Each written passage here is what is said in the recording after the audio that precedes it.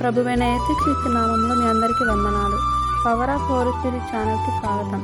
ఈరోజు నోవాహు కథ ద్వారా దేవుడు మాకు నేర్పించే గొప్ప సత్యాన్ని తెలుసుకుందాం.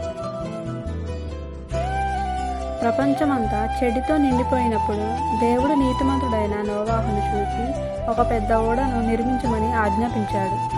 ప్రజలు నోవాహును ఎగతాళి చేసిన ఆయన దేవుని మాటను నమ్మి సంవత్సరాల పాటు ఓడను నిర్మించాడు. దేవుని ఆజ్ఞ ప్రకారం ప్రతి జాతికి చెందిన మగ ఆడ జంతువులు జంటలుగా ఓడలోకి ప్రవేశించాయి.